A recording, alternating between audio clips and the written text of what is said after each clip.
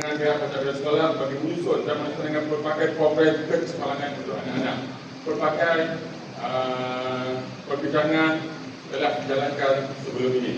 Pada kesempatan ini, izin saya memaklumkan secara ringkas perancangan program akademik bagi tahun 2026 telah dirangka secara tersusun oleh Serana 22-26.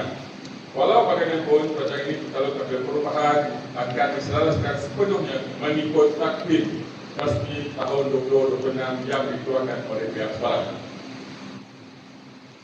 Okey, untuk pada bulan yang pertama, iaitu Januari 2026, pihak Serana telah merancang satu program dipanggil program Camp Titan Muda, iaitu akan berlangsung pada 30 Januari hingga 1 Februari yang akan dijalankan di Pusat Latihan Kenegaraan Camp Hulu Sepri, Lembau hingga 9. Itu saya harap pihak-pihak ibu bapa memberi sokongan kepada Serana, kepada sekolah yang dalam video ini, kerana program ini telah mendapat persetujuan dan keputusan pihak ketua sekolah.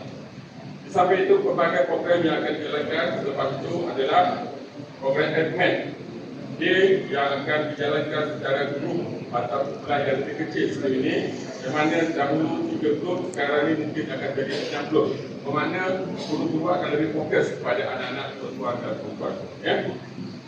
Di samping itu, program malam admin juga akan dijalankan anggaran sebanyak 20 kali, prep malam subjek kreatif sebanyak anggaran 20 kali, iaitu melibatkan subjek fizik, kimia, bio, prep malam semua keras, subjek keras seperti sejarah, sejarah, bahasa Inggeris dan bahasa Melayu.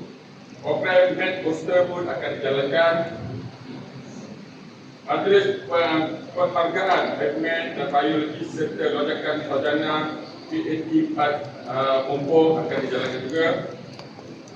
Teknik menjawab soalan sejarah, minggu A+ sejarah SPM, dan juga 3 kali perkampungan ilmu akan dijalankan pada cuti sekolah akan datang, iaitu dijangka pada 5 hingga 7 Jun pada sesi pertama, pada sesi kedua pada 28 hingga 31